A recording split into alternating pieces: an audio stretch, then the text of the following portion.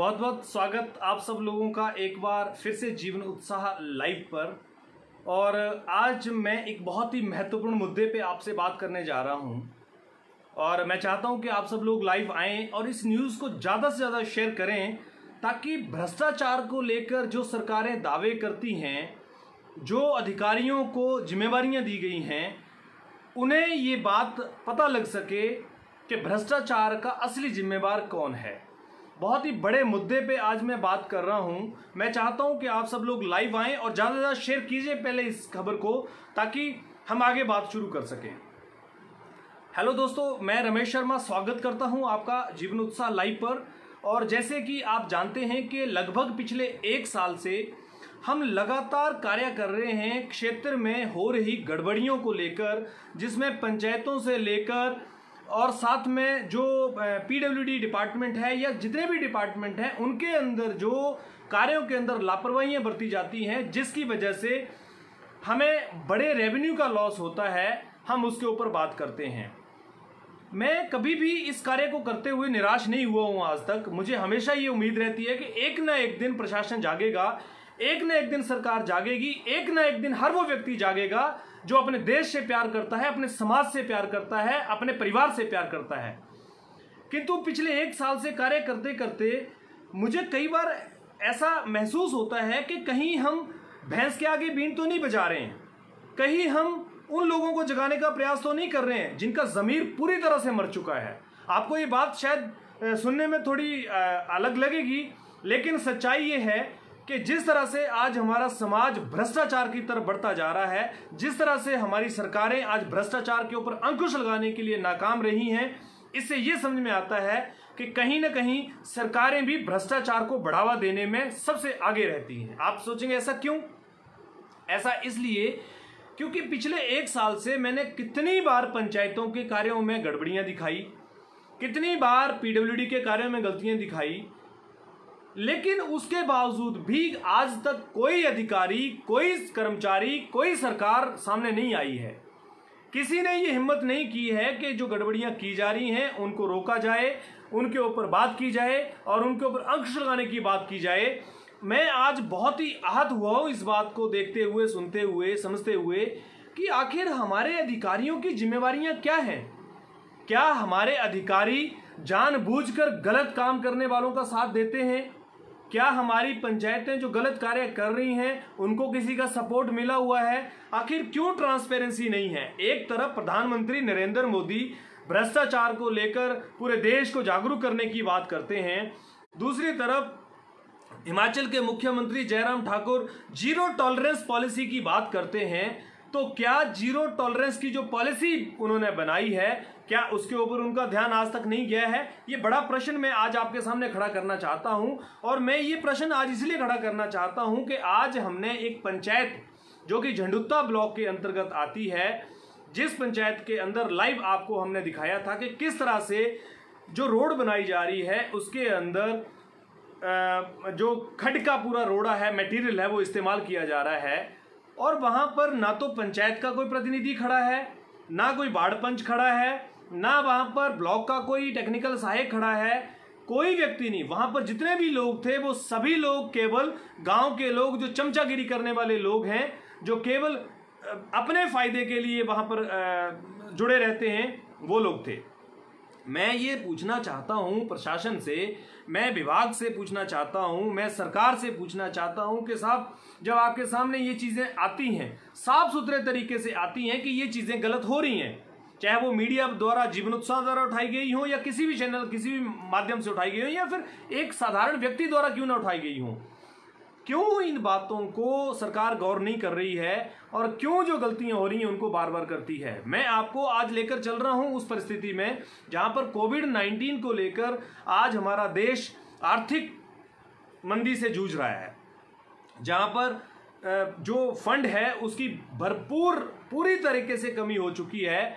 लेकिन उसके साथ साथ में उस पैसे को, चाहे वो 14वें वित्त आयोग का पैसा हो, चाहे वो 15वें वित्त आयोग का पैसा आगे आने की बात हो, चाहे वो किसी तरह की सांसद निधि हो, एमएलए निधि हो, कुछ भी हो, हर एक पैसे के अंदर गड़बड़ी की जा रही है। आप बिलीव करेंगे, आज मेरे पास करीब करीब 50 से ज़्यादा कॉल लोगों के आए पूरे हिमाचल प्रदेश से, जो हिमाचल प्रदेश के लोग बाहर भी रहते हैं उनका ये कहना था कि सर भ्रष्टाचार को लेकर हमारी सरकार कुछ भी नहीं कर पा रही है। और ये बात केवल इस सरकार की नहीं है, पिछली सरकारों में भी ये जो गड़बड़ियां हुई हैं इनका कोई भी हिसाब किताब आज तक नहीं लगा पाया है कोई।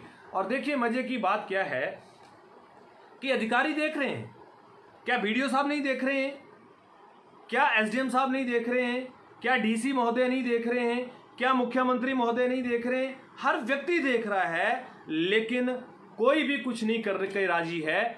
और भ्रष्टाचार का जो तंत्र है वो इतना स्ट्रांग होता जा रहा है, इतना मजबूत होता जा रहा है कि आने वाले समय में हमारे बच्चे हमें गालियां देंगे, हमारे बच्चे हमें कोसेंगे कि किस देश का निर्माण आपने किया है, किस देश के निर्माण की बात आपने की है। आज हम चांद पे जाने की बात करते हैं, मंगल पर जाने की बात करते हैं, लेकिन पंचायतों के अंदर जो शरेआम धांधली हो रही है उसका कोई क्यों जिम्मेवार नहीं बन पा रहा है। मैं यहां पर एक प्रश्न खड़ा करना चाहता हूं। सबसे पहले तो सरकार यह तय करे कि जो खड्डों से मटेरियल उठाकर पंचायतें लगा रही हैं वो जायज है या नहीं। अगर जायज है तो फिर उसका बिल क्यों लगाया नहीं जाता। और दूसरा, अगर उनको ये आदेश है कि उनको क्रशर मटेरियल इस्तेमाल करना है तो फिर वो खड्डों का मटेरियल क्यों उठा रहे हैं। माइनिंग का जो उनके ऊपर केस है वो क्यों रजिस्टर्ड नहीं हो रहा है। और जिस तरह से मैंने आज आपको दिखाया कि पत्थरों से, मोटे मोटे पत्थरों से सोलिंग की जा रही है, सब उन मोटे पत्थरों से 6-6 इंच के, 8-8 इंच के, 10-10 इंच के पत्थरों से सोलिंग करके आप क्या साबित करना चाहते हैं। क्योंकि साइडों से वो पत्थर नीचे जमीन में है, जैसे वो जमीन बैठेगी पूरा रोड बह जाएगा। और मैं आपको दिखाऊंगा आने वाले 6 महीने 1 साल के अंदर इसी रोड को दिखाऊंगा जो आज हमने दिखाया था। ये रोड जो गिरते हैं, जिनके ऊपर लाखों रुपए लगाया जाता है, इन लाखों रुपए का हिसाब लेने वाला कौन है? क्यों नहीं इनका हिसाब लिया जा रहा है। और मुझे तो इस बात को कहते हुए बड़ा दुख हो रहा है कि कभी कभी ये निराशा होने लग पड़ती है कि हम किन लोगों के आगे बोल रहे हैं, किन लोगों को बोल रहे हैं कि आप भ्रष्टाचार मुक्त समाज को बनाइए। वो प्रधान जो समाज सेवा की बात करते हैं, जिन्होंने ट्रैक्टर रखे हुए हैं खड्डों से ट्रॉली लगाकर माल लोड करने के लिए, और बहुत सारी जगहों से तो सीमेंट के बिकने की भी खबरें आ रही हैं कि जी सीमेंट जो है वो 50 बैग होते हैं तो उसमें से 30 बैग लगते हैं, 20 बैग जो है वो कहीं दूसरी जगह चले जाते हैं। साहब, इनका हिसाब किताब लेने वाला कौन है? आप क्यों लोगों को मूर्ख बना रहे हैं? आप बिल्कुल साफ सुथरी बात बताइए। अगर आपको लगता है कि आपको भ्रष्टाचार इसी तरीके से करना है तो फिर खुला बोलिए। जो पब्लिक है उसको परेशान करने का क्या मतलब है? आज जो पब्लिक के साथ में धोखा आप कर रहे हैं उसका जिम्मेवार कौन है? पंचायतों के अंदर गड़बड़ियां अधिकारियों के सामने होते हुए अधिकारी चुप हैं, क्यों? क्या अधिकारियों को नहीं दिखता है कि ये जो कार्य हो रहा है इसके ऊपर? अच्छा, फिर एक और बात यहां पर, अगर अधिकारियों के सामने आ भी जाता है तो एक जांच कमेटी बना दी जाती है। साहब, वो जांच कमेटी पिछले 5 सालों से, 10 सालों से, 15 सालों से आज तक कोई समाधान नहीं कर पाई। उस जांच कमेटी का फायदा क्या है? उस जांच कमेटी को आपने बनाकर क्या साबित कर दिया है? बहुत सारे प्रश्न मैं खड़े करना चाहता हूं और मैं यहां पर पंचायती राज मंत्री वीरेंद्र कंवर जी, आपके संज्ञान में ये बात जरूर लाना चाहूंगा। आप साहब कहते हैं कि जांच जो है वो 15 दिन के अंदर कंप्लीट करके देंगे। आपने क्या कभी चेक किया है पंचायतों की जांचें कब तक पेंडिंग चल रही हैं? क्या निर्देश आपने वीडियोस को दिए हुए हैं? जो खड्डों के मटेरियल लगाए जा रहे हैं, जो खड्डों का अवैध खनन किया जा रहा है, उसका जिम्मेवार कौन है? किसानों की खेत खड्डों के किनारे बह गए। जो क्रशर आज लगे हुए हैं वो क्रशर अपनी लिमिट से कई गुना ज्यादा खड्डों की खुदाई कर चुके हैं और कोई बोलने वाला नहीं है, कोई सुनने वाला नहीं है। एक आम आदमी रो रहा है, परेशान है, लेकिन कोई उसकी बात सुनने के लिए तैयार नहीं है। आखिर कौन सुनेगा? अगर सरकार कोई सही गाइडलाइन जारी नहीं कर सकती है तो ये गलती सरकार की है। सरकार क्यों नहीं इस सारे सिस्टम को ट्रांसपेरेंट करती है? और मैं ये प्रश्न आज उठा रहा हूं कि पंचायतों के अंदर जिस तरह से धांधलियां चल रही हैं, लाखों रुपए 14वें वित्तीयों का सरकार का भी पड़ा हुआ है। मेरा सुझाव है सरकार को गांव के अंदर, पंचायतों के अंदर जो तरक्की करने की बात आप कर रहे हैं, उस तरक्की को करने के लिए आप किसी तरह से भी कोई तैयारी नहीं कर रहे हैं। ये जितना पैसा आप लगा रहे हैं ये सब बर्बाद हो रहा है। किसी भी गांव की सड़क आप सही नहीं देख पाएंगे। हर गांव की सड़कें टूटी हुई हैं, हर गांव के रास्ते टूटे हुए हैं, जबकि उसके ऊपर लाखों करोड़ों रुपए आज तक खर्च किए जा चुके हैं। तो कौन जिम्मेदार है इसका? और ये पैसा कहां से आता है? ये हम सब लोगों की गाड़ी कमाई का पैसा है, जो दिन रात हम मेहनत करके, मजदूरी करके, किसान खेतों में काम करके, फैक्ट्रियों में लोग काम करके, पता नहीं किस तरह से आज ये पैसे का जो भुगतान है वो करते हैं। और सरकार सोई हुई है। मैं तो अधिकारियों के ऊपर हैरान हूं कि अधिकारी सब कुछ देखते हुए मौन कैसे रह जाते हैं, क्यों कार्रवाई नहीं करते हैं। इसका अर्थ यही है कि अधिकारियों को, राजनेताओं को संरक्षण है या उनका प्रेशर है, क्योंकि राजनेता सीधे प्रधानों से जुड़े होते हैं और प्रधान क्योंकि बोर्ड का एक बड़ा बैंक है, तो इसलिए आम आदमी त्रस्त है। काम पंचायतों में उन लोगों के हो रहे हैं जो चाटुकारिता करते हैं, जो नेताओं की चमचागिरी करते हैं, जो प्रधानों के आगे पीछे घूमते हैं। अगर कोई व्यक्ति प्रधान के खिलाफ बोलेगा, चाहे वो वार्ड पंच हो, चाहे सेक्रेटरी हो, तो वो या तो सेक्रेटरी के खिलाफ प्रधान बोलता है तो सेक्रेटरी अपनी मर्जी से काम करता है, और प्रधान बोलता है तो प्रधान अपनी मर्जी से करता है। ये जो फूट डालो वाली जो नीति है, इस नीति का स्पष्ट कोई ना कोई समाधान जरूर निकलना चाहिए। कुल मिला के मैं ये कहना चाहता हूं कि आज जिस तरह से पंचायतों के अंदर जो गड़बड़ियां की जा रही हैं, जहां से लाखों रुपए के घपले सामने दिख रहे हैं, खड्डों के मटेरियल उठा के लगाए जा रहे हैं। 6,500 रुपये का एक 200 फीट का क्रैशर मटेरियल आता है, और वही ट्रॉली जो है वो 1500 से 2000 रुपये की खड्ड से उठा के लाई जाती है और उसको डाला जाता है। साहब, जब आपके सामने सब चीजें दिख रही हैं, जेई जिम्मेवार नहीं, क्यों टेक्निकल सहायक जो है जिम्मेवार नहीं है, और क्यों उनको सस्पेंड नहीं किया जाए? क्यों जेई को सस्पेंड ना किया जाए? क्यों बीडीओ को जवाबदेही तय ना की जाए? आखिर क्यों?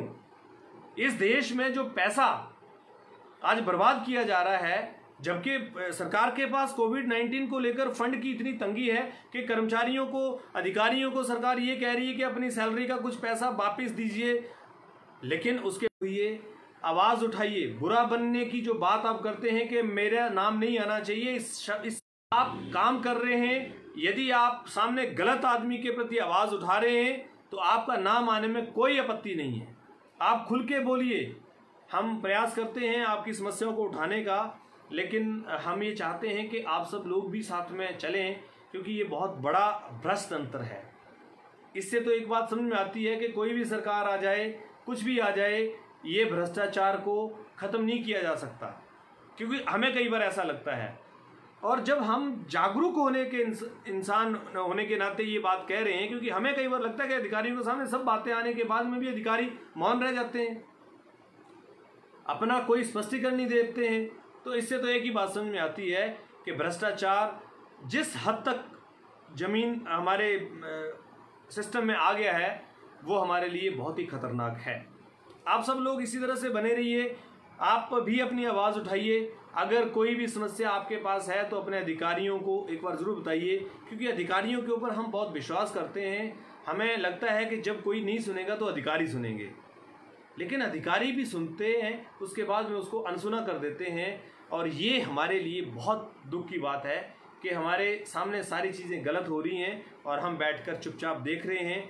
लाखों करोड़ों रुपए पंचायतों के अंदर खर्च करने के बाद में, डिपार्टमेंट्स के अंदर खर्च करने के बाद में हम वापस उसी धरातल में शून्य पे खड़े हैं। आखिर क्यों? आखिर क्यों? आखिर क्यों? बहुत बहुत धन्यवाद आप सब लोगों का।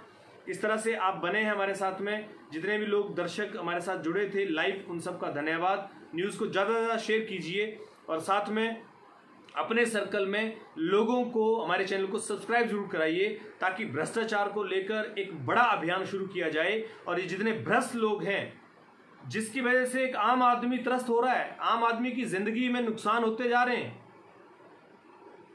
आवाज उठा सके। बहुत बहुत धन्यवाद एक बार फिर से आप सब लोगों का। Thank you very much.